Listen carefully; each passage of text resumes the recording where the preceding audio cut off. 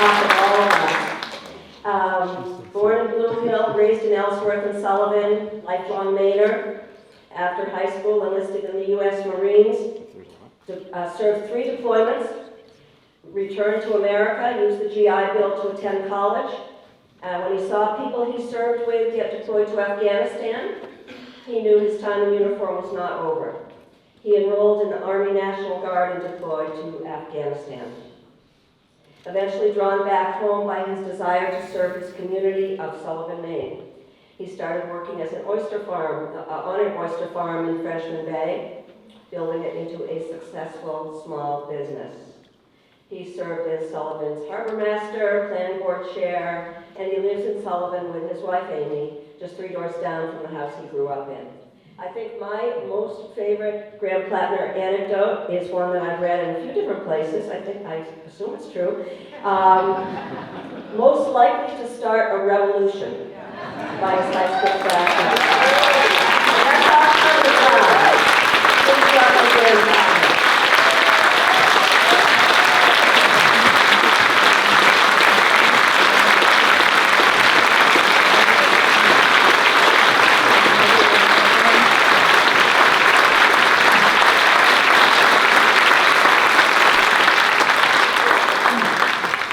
I guess you can stand in the middle.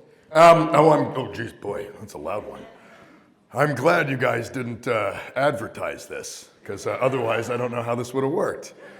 Thank you all so much for coming out. I know it's a spectacular day outside, probably one of the first good weekends we're having, so to come out and listen to a politician babble on stage is not really what I would think is the best way to do with my time. So I appreciate you taking the time to come out, and I appreciate the invitation. From the Kennebunk Dems. This means a lot. I love coming down and talking to folks. You have to excuse me. This is the last event of the day, and my voice is going a little hoarse. My name is Graham Platner, and I'm running for the United States Senate.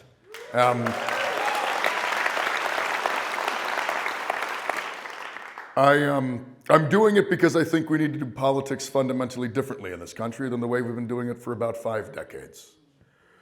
We have a political system that has become essentially inaccessible to the average American. People see a politics that does not represent their values, it does not represent their will, and it does not represent their needs. And that's because to the average person, it is not something that they have any access to. Our political system is turned into a performance, an elite performance that is conducted by people with an immense amount of money, with connections to power, and they put on this theater for us that we are told is politics. It is a theater of tens of millions of dollars in TV ads. It's a theater of political punditry on TV, of the news media, of political journalism. And it's a theater that to the average American looks like something that does not in any way, shape, or form reflect their reality. And that's why a lot of people have become very, very disillusioned. And that's what we have been told politics is. But that's not politics. It's performance. Politics is about power. And in this society, power comes from 2 places: organized money or organized people. And the money is organized. It has been for a very long time. And we need to understand that we have entered a phase in the American political story that is going to require us to learn the legacies of our past and organize people again. The system that we're living in, the system that has created the reality that we have today, a reality in which we see the rich get richer, working people work harder and longer and for less, see the largest transfer of wealth from the working class to the ruling class in the history of this country. A system in which people break the law every single day with political corruption, with stealing wages from workers, with sheer unbridled greed, destroying the environment, destroying our economy, destroying our communities, all for a short-term profit. We are watching all of this happen, and it feels like there's nothing that we can do about it. That's what they want us to feel. In fact, that's what they need us to feel. They need us down here feeling hopeless and blaming our neighbors, or blaming immigrants, or blaming trans kids, blaming some marginalized community for the fact that life got harder for working people. But it wasn't immigrants, and it wasn't trans kids. It was billionaires.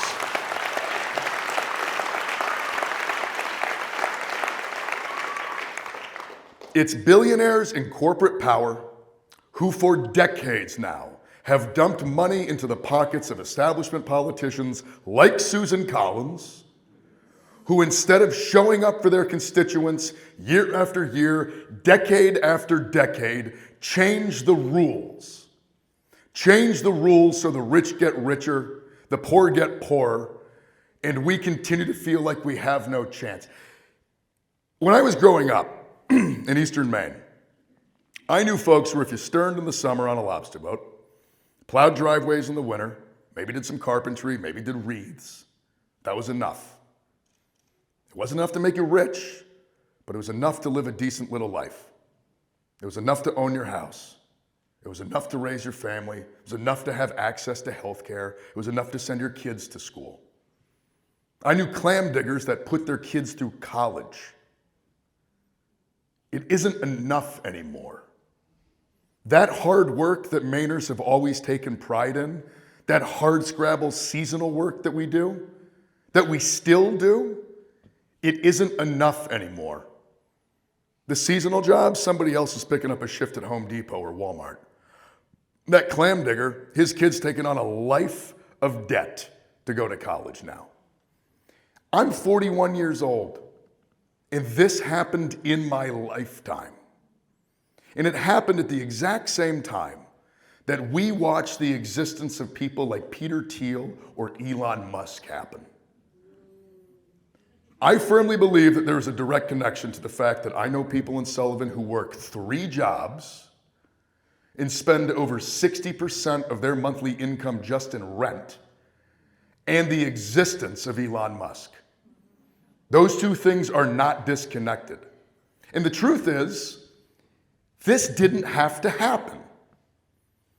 The world that we're living in today, the inequality we are experiencing, the deteriorating conditions for working people in the state of Maine, it didn't happen organically. The world that we're living in, it's not natural. We live in the outcome of policy.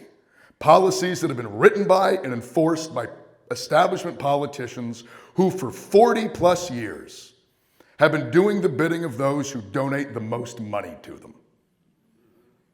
We deregulated the financial banks, got rid of Glass-Steagall. We allowed stock buybacks to become legal. We changed the tax code so that wages are taxed at a far higher rate than wealth, and that is a math equation you run to the end and can see who wins. We have seen this country fight stupid, pointless war after stupid, pointless war because Congress for decades has been abdicating its power in war making over to the executive branch. What we're living in today feels uniquely awful. Donald Trump is uniquely awful.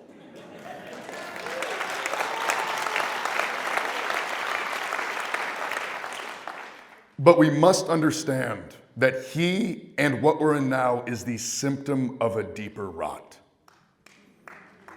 We cannot merely go back to what we had. Throughout American history, our democracy has faced moments of mortal crisis.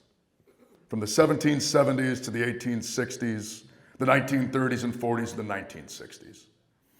In these moments of crisis, the Americans who rose to the occasion to protect the project, they understood that it was not enough to go back to what they had had. That to protect the rights of their children, they must extend them new rights. That to protect freedom in the future, they must come up with new definitions of freedom. Those are the legacies we must tap into now. Because in a time of a politics of power, we have to understand that it's not going to be enough to just do the transactional, ossified politics of the last few decades. We need to fight for the future of this nation. We are up against fascism now. We are up against authoritarianism. We are up against rampant corruption and abuse. We are not going to fix it by merely doing what got us here in the first place. But we are lucky. We are lucky that as Americans, we have legacies to be proud of that show us the way forward. We have the legacy of the women's suffrage movement.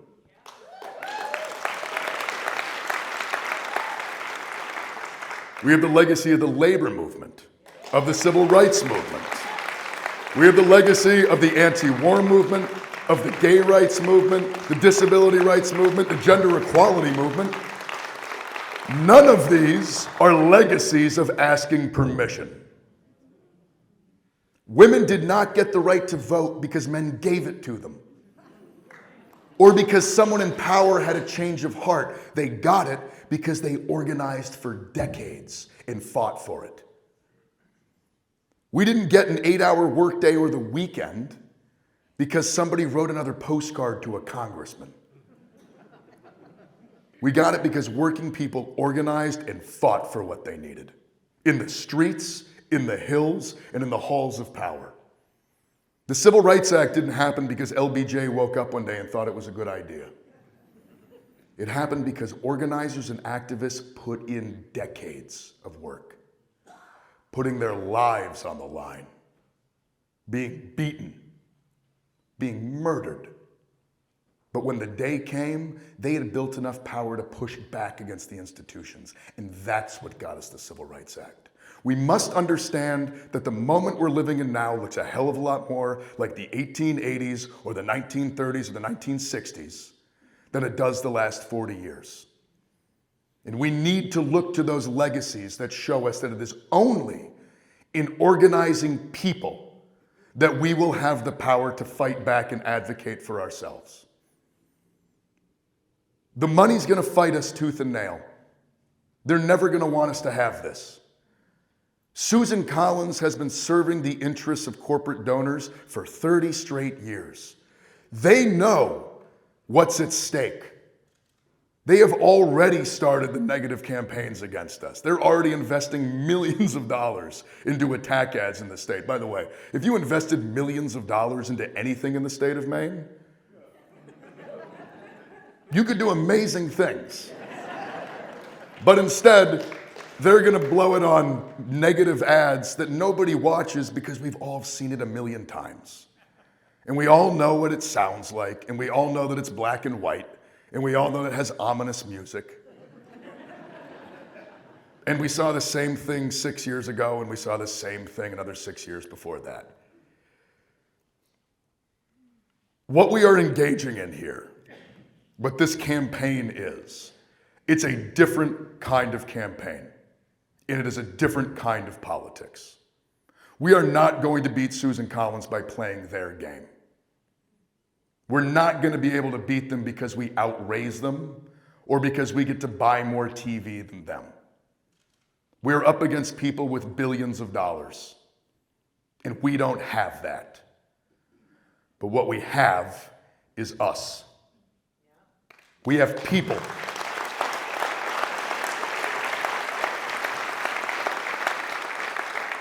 And that is the one thing that they don't have. They don't want people to build power.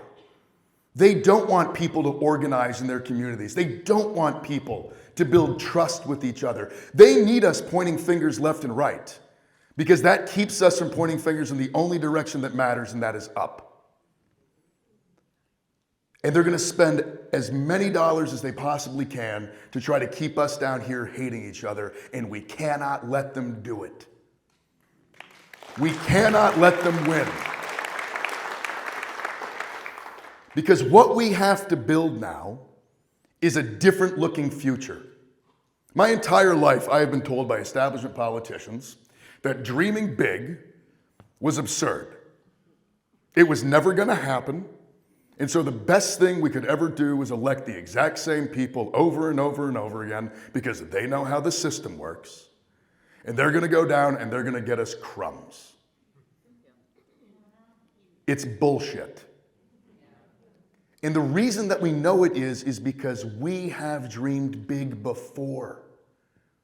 As a good son of Maine, one of my heroes is kind of a daughter of Maine, Frances Perkins.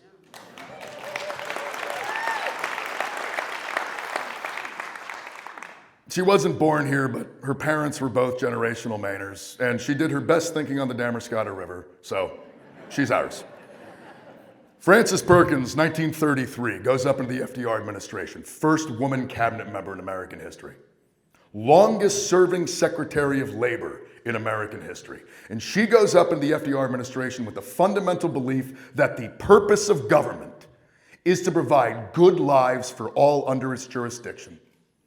She takes that philosophy and she welds it to the political will and power built by FDR, and they brought us Social Security. And it wasn't a block grant. It wasn't a tax credit. It wasn't a marginal amendment to existing policy. They invented it out of whole cloth. They believed a society that could not take care of its elderly was no society at all. It was that political philosophy that built the New Deal programs that dragged this country out of the Depression. The WPA, the TVA, the CCC, the Rural Electrification Administration, where we electrified all of rural America in a decade because we knew we had to. Those programs built the society that won the Second World War. And in the 50s and 60s, for all of its many faults, was a society with the smallest margin of wealth inequality in this nation's history. Highest rates of union density, highest marginal tax rates. I'm sure there's no connection.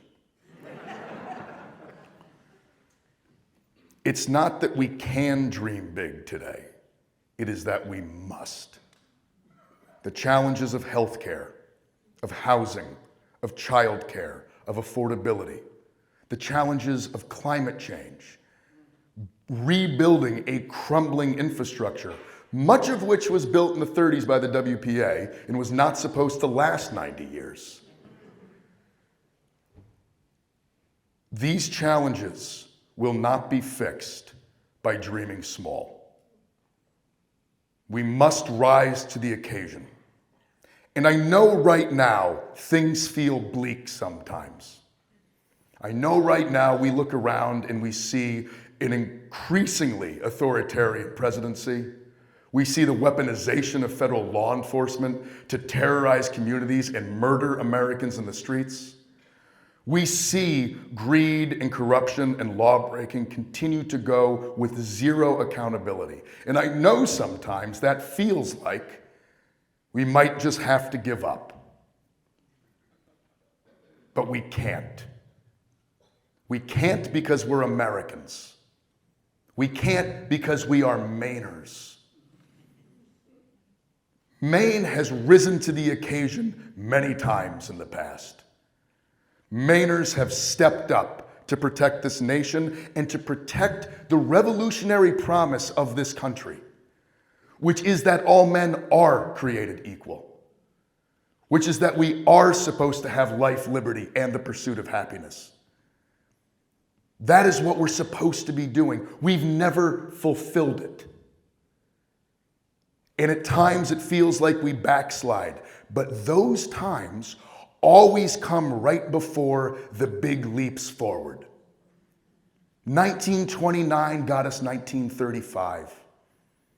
1861 got us the end of slavery. Jim Crow in the 1950s got us the Civil Rights Act of the 1960s. It's hard, and it's not going to be easy. In the next few years, they're going to get harder. It's going to get harder, and it's going to get uncomfortable, and it doesn't matter. Because this is our moment in the American story to rise to the occasion.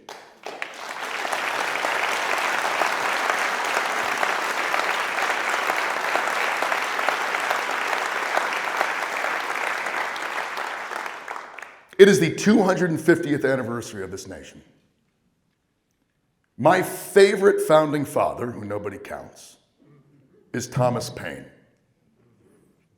And in Common Sense, in 1776, as Tom Paine's writing helped transform the revolution from a rebellion of merchants against taxes into an actual revolution for freedom, he said the words that we have it in our power to make the world over again. We still have it in our power. We never lost it. And right now, as we move forward, we must use this moment of crisis to build a better future.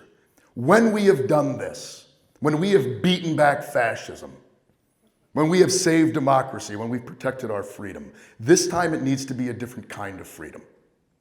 Not merely a romantic freedom of individual rights, but a freedom that is real, that is material. The freedom to have time, to have energy, to not be defined by anxiety and fear. The freedom to take risks, to start a business, to make art, create music, write a book. The freedom to fall in love and to raise a family and to own the home that you raise that family in. The freedom to live lives defined not by struggle and scraping by, but by dignity and fulfillment. Thank you very much.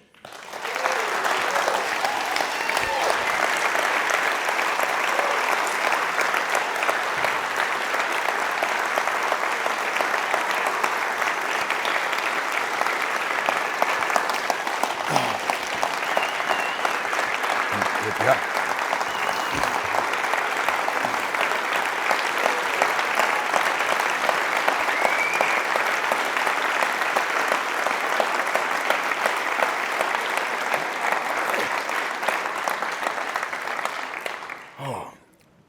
Well, thank you all. I mean, I really appreciate it. So this is my 70th town hall.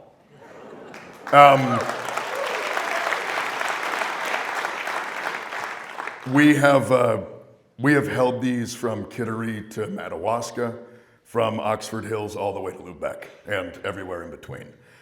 We're going to keep holding them. I have a firm belief that in order to represent people, you have to go talk to them. It's a very strange concept in modern politics. And one of the reasons for this is until last August, I was just a regular working guy on the coast of Maine. And if I wanted to have access to my United States Senator, they were going to have to come to Ellsworth on an evening or on a weekend when I had the time to go down there and yell at them. And they never did. But I didn't have the time during the week to drive down to Lewiston or Augusta or Portland and talk to an intern. And I definitely didn't have the money to afford a fancy plate at a fundraiser. They were going to have to come to my community. And so the first town hall we held was in Ellsworth. And luckily my neighbors didn't come down and yell at me, but they did come down and ask questions. We're going to keep doing this. We're going to keep doing these things all the way through the general, and we're going to keep doing them once I'm in office. It is incredibly important.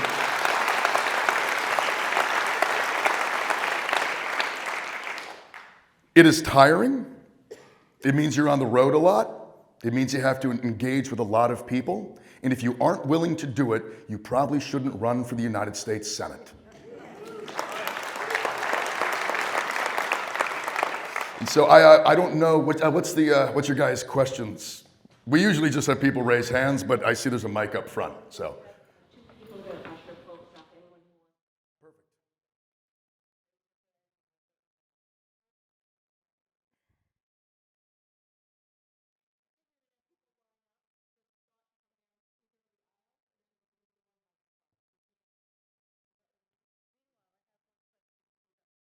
Oh, perfect.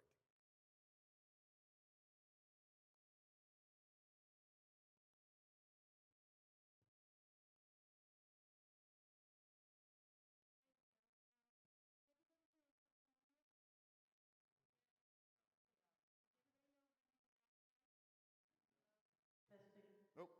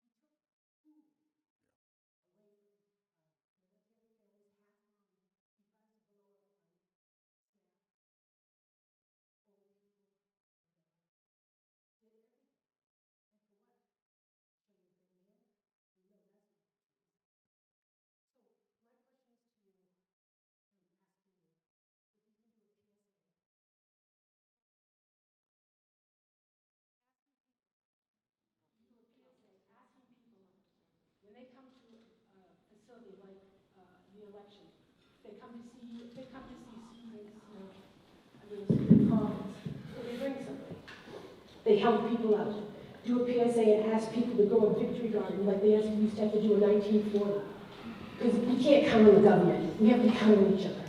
And it's the only way we're going to do this.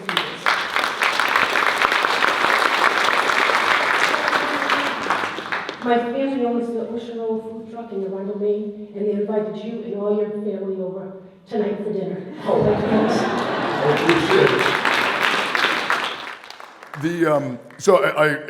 in this moment, I think it's really important that we understand that that is exactly true.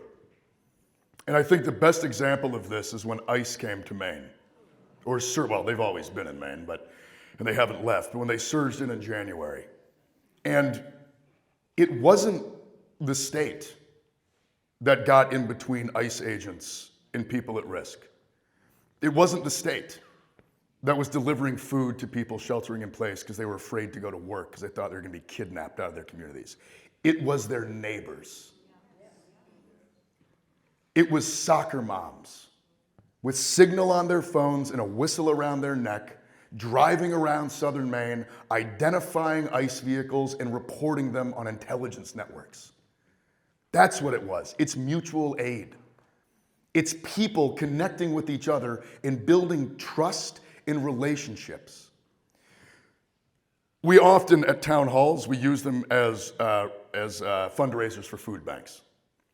We often hold town halls and invite people to come. We put up a list of what the local food bank wants, and people will come in and bring it to town halls. It's been very successful. Part of it's because we need to do that, but the other thing is we really do want people to understand that this campaign is about building power. It's about building the power of organized people. And you can't explain it. It's not a thing that you can sit down and talk to folks about. Solidarity is only a thing that you feel through action. You feel it when you stand at a protest or on a picket line, or when you show up to a neighbor's house with a can of food, or when you start working at a local food bank or splitting wood at a local wood bank. Solidarity cannot be explained, but it is the only thing that can really bind us all together and make that power that we need. In this moment, looking into the future, we need to be building that power now. We're not going to be able to make it on the day that we need it. We have to start building it now. Because as things get worse, and I hate to say it, it's very likely things are going to get worse. We're going to have to understand that we have to rely on each other. We're the only ones that can show up for each other. Over time, it is that exact kind of activity that's going to build the political power to get us a government that does show up for people. But to get there, we have to do all of this the old-fashioned way, which is just show up and love each other. It's the best thing that we can do. Thank you very much.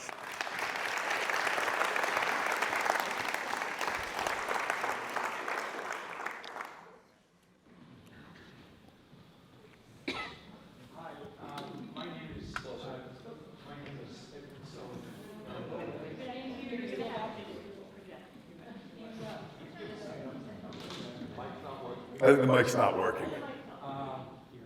My name is Edwin Sullivan.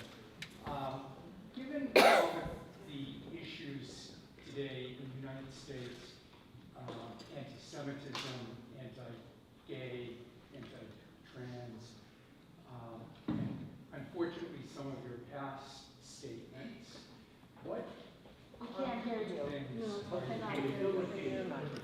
What concrete things are you going to do to assure that the gay and Jewish voters here in Maine feel that you will represent them and when? So the question is due to my past statements and things that have come up in all of this, how do I guarantee to gay and Jewish and women voters that I'm going to be standing up for them? I will just be upfront. One, I think a lot of the thing, I've been portrayed a certain way in the media, which is not very reflective of who I am as a human being. I will say you can ask any of these guys who've known me for 20 plus years. So they know that I'm not any of those things. Before I ran for Senate, I was very engaged in Hancock County in organizing around economic and social justice issues. The thing that we were fighting the most last spring were anti-LGBTQIA bills or changes to the school board policies in RSU 24. That was the work I was engaged in. We were going to school board meetings. We were fighting to protect policies that had been put in place to protect students and children that were being rescinded because a out-of-state billionaire was funding a statewide project to get people into school boards and change those policies.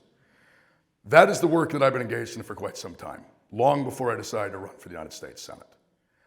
I am a firm believer in the idea that absolutely every single person on this planet has the right to live the life they want to choose in their body as they choose. Absolutely no one has any right to tell anybody what they're going to do with their own body. Now, whether that is how you identify, whether that are reproductive rights, the government, someone else, they don't have any right to do. That's between you and maybe your medical provider, if that's who you want to have that conversation with. Certainly isn't between you and the United States government. In the United States Senate, I'm going to fight tooth and nail to make sure we keep what protections we still have and to reinstate protections we've lost and to continue the constant march forward towards actual justice and equality. Because we haven't reached it. Even when things were good, we still had a lot of work to do. Sadly, the Trump administration has rolled a lot of things back. We have a lot to fix, but we still have a lot to do anyways. Those are just foundational beliefs of my politics. I firmly believe that a politics that is willing to sell anyone out is eventually going to sell everyone out.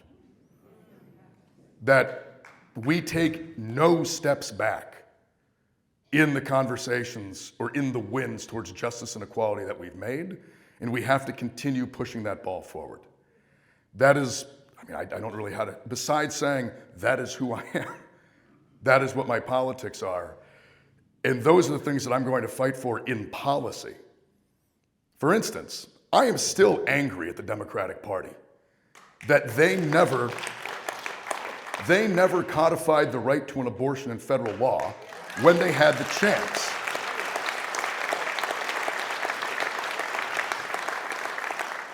They let it rest on a legal theory that the people that wrote the legal theory said was probably not the long-term solution. And they thought, oh, it's going to be fine, and then it wasn't fine. When we get power again, we need to pass federal legislation to protect the right to an abortion. Codify it in law forever and all time. So I would say those are the concrete steps I intend to take. But they also are very much my politics. And that's why, it's why I'm doing this in the first place. Because I have not seen a Democratic Party willing to really fight tooth and nail for marginalized people. In fact, very recently, I've been really angry at a lot of supposed leaders in the party who occasionally come along and say things like, well, if we're going to find common ground, maybe we'll just kick trans kids over here, or maybe we'll just start bad-mouthing immigrants over here a little bit. I have no patience for that. It's not... Finding common ground is not the same as giving ground. And we need people in places of power who fundamentally believe that, which is why I'm running for the United States Senate.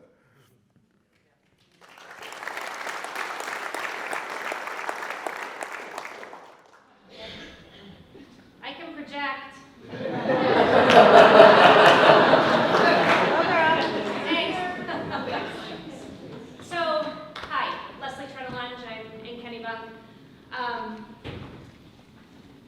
I understand you'll be one cog in a big wheel. However, expanding on your protections of marginalized people, I'm thinking, from Roe v. Wade to presidential immunity to the Voting Rights Act, we've been frickin' gutted. Yeah. So I would love to know your points on Supreme Court reform.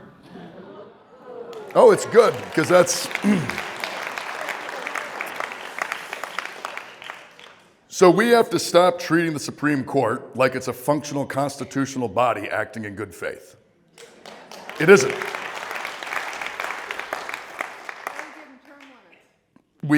I'm a big fan of 18-year term limits on a staggered rotation. That way, essentially, every presidency is going to be able to appoint at least one. Other countries have 80. When you turn 80, you're done.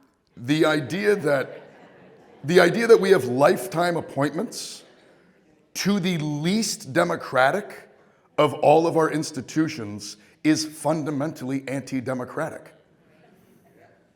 And it needs to be changed. But to do it, it's going to require, quite frankly, a theory of power, which for the longest time, people in democratic leadership have not seemed to have. The Republicans have had it. Corporate conservatism in this country has had a theory of power for a long time. We've had a theory of management. And if you run up against a theory of power without one of your own, you're going to lose every single time. For starters, we get the majority in the Senate, which I think we're going to do. We need to hold all Supreme Court justices to the same ethics standards that we hold all other federal judges.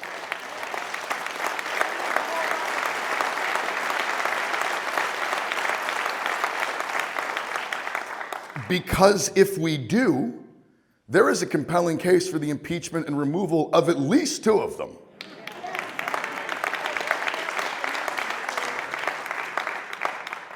If, for some reason, the Republicans do manage to figure this Alito Thomas thing out, where they want to get them out before we get this power, the next couple of years needs to be us just implementing the McConnell rule, which is that it's way too close to an election. We can't do it, and we're just going to have to wait until the next president's here. That's what they did. Mitch McConnell got Supreme Court seats when he didn't have any power, technically. But that's because he did have power.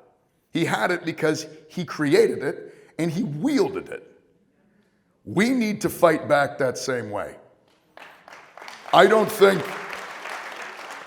And then, long term, I am very open to expanding the court.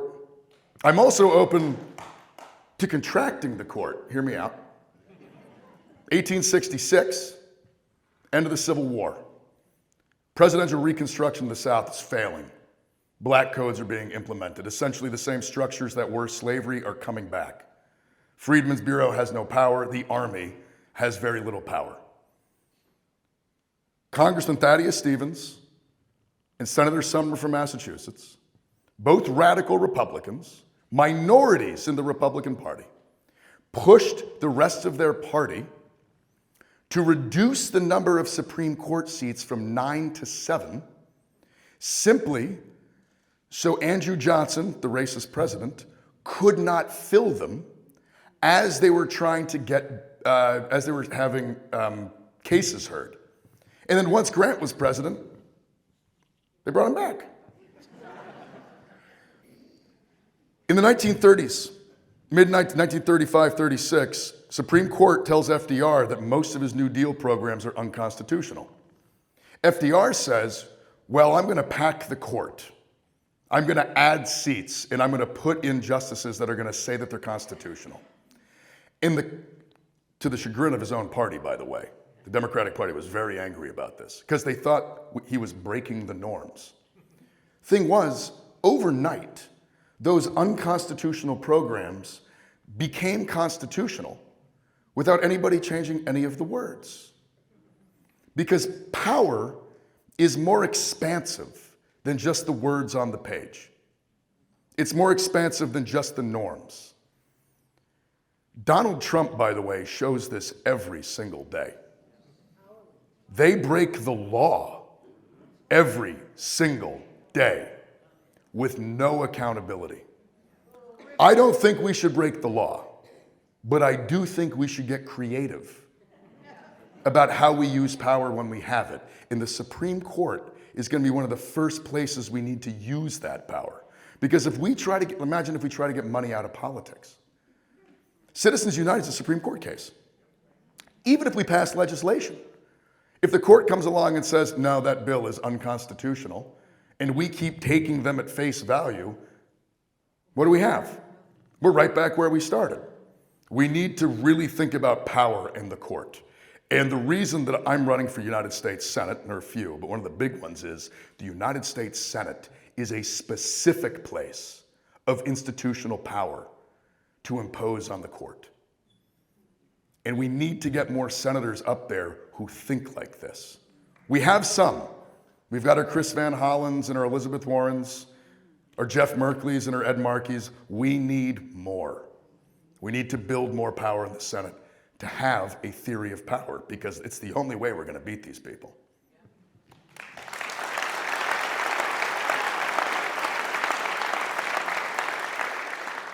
will do my best to project.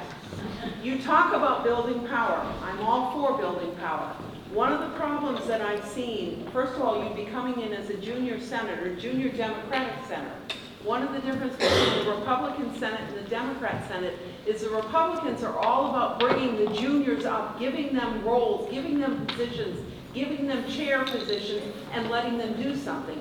AOC is a prime example. She wants to do something, and the Dems in the Senate are holding her down. How are you going to make this different? How are you going to help build that power? So there are, one, I would say this, there are two wells of power for a United States Senate seat. One is your institutional power, your vote, your ability to craft legislation, investigatory capacity, committee hearings, your ability to nominate or to vote on nominees. But then there's another power, and that is the power of your voice. You are one of 100. One of 100 of supposedly the most important people in America. For the record, Tommy Tuberville's one of them, so that's not true. It's not the world's most deliberative body. Some of them don't read. But because you are one of 100, and quite honestly, because the Senate was built specifically as an anti-democratic institution to push back against working class power, to protect slave states, if we're being entirely honest, because of that, it's been imbued with a lot of power. I think a lot of Democratic senators do not use that other part of their power. Now, the ones that I have a lot of respect for do. Chris Van Hollen, Bernie Sanders, Elizabeth Warren. These are, what's that? Oh, he's in the House, but yeah. But there are people who understand that as a senator, when you go out and bring visibility and attention to things, if you're choosing to do so, people will be paying attention. There are a lot of folks in the Senate that don't do that, which I think is essentially an abdication of half the power you have. We're going to beat Susan Collins.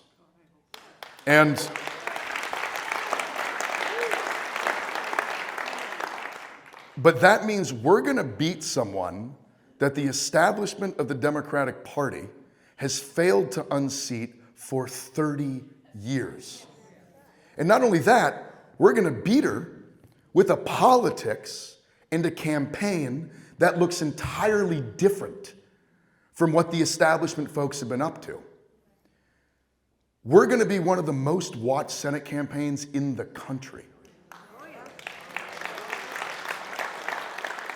And when we win, we're going to be able to push the party in ways that I think we're not even quite aware of yet.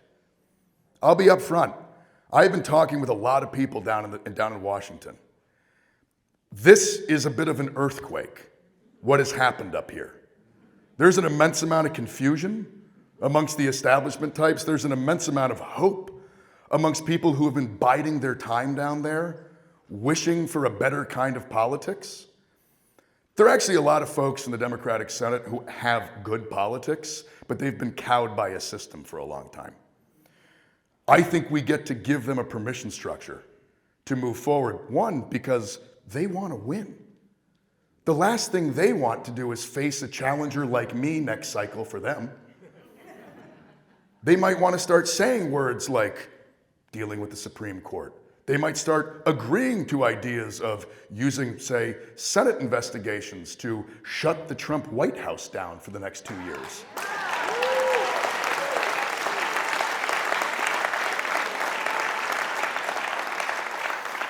Hell, if we're lucky, we might even get some of them to say the words Medicare for all.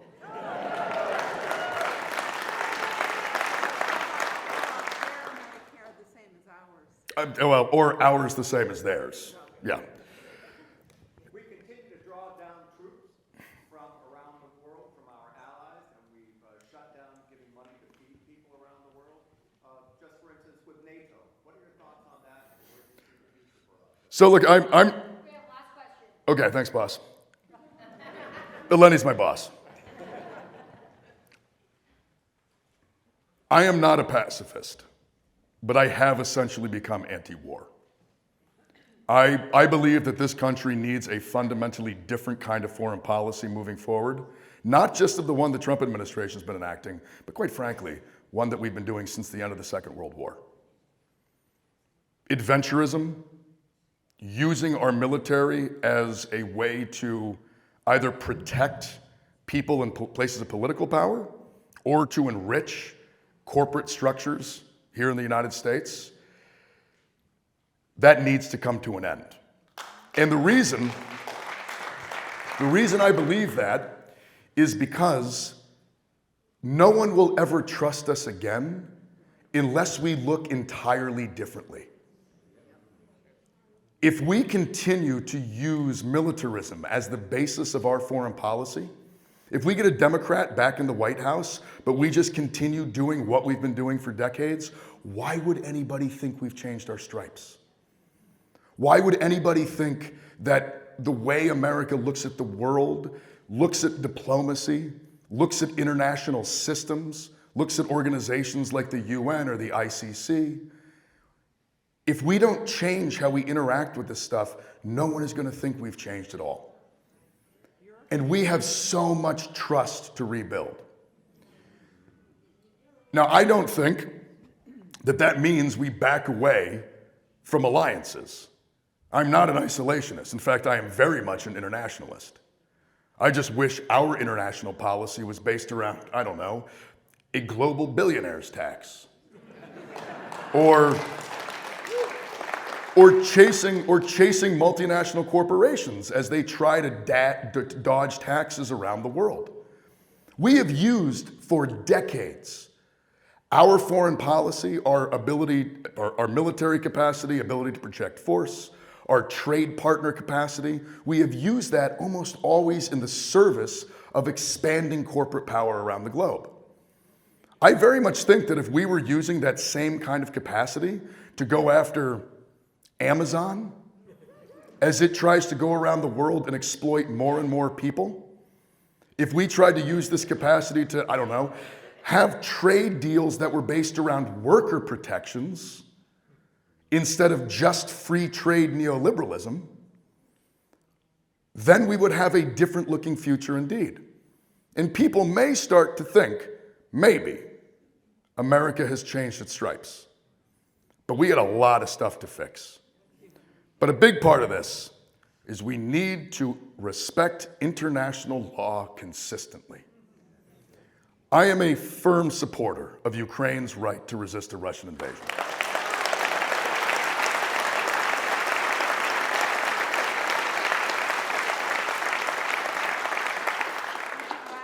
But it is very hard for us to make the case that the reason we support the Ukrainian fight is because they had their sovereignty impeded upon, that international law was broken, and that's why we have to support them, when we support people that break international law every single day. It is impossible for us to say that the Ukrainians have every right to do this and then turn around and invade Iraq. Or to just go drop bombs in Iran because we feel like it. Or murder fishermen in the Caribbean because Pete Hegseth is insecure.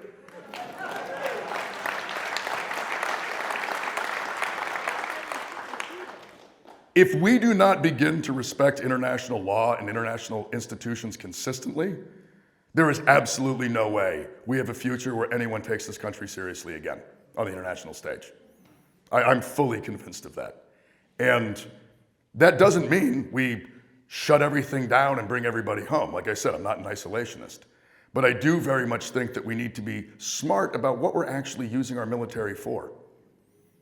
Because we have used it for many years in deeply stupid ways. I can tell you that personally. We fought in Iraq.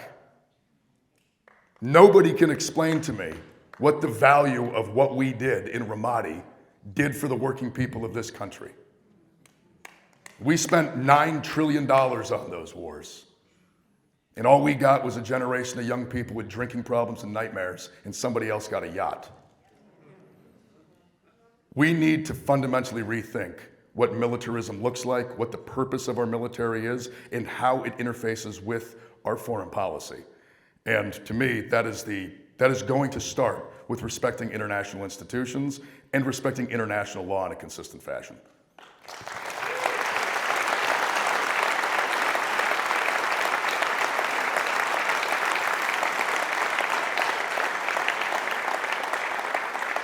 I do believe that was the last question. I'm sorry. We have to go tell war stories together. Some of these guys, we haven't seen each other in almost 20 years. So,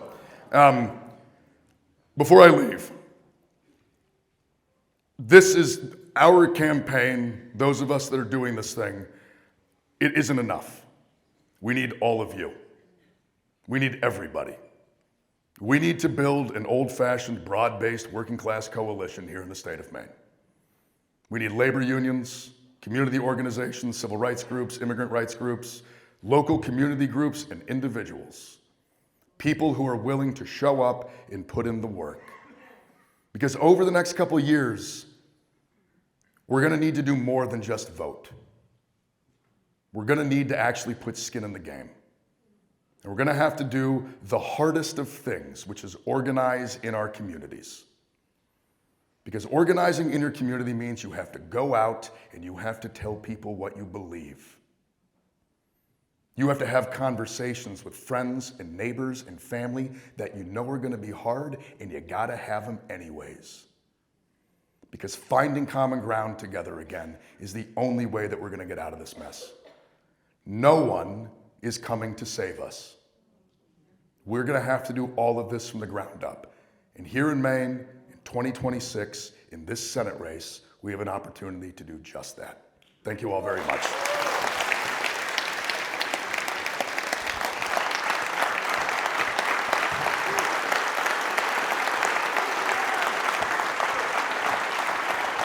Oh, thank you so much. I love that. Oh, yeah. Cool. Thank you, everybody.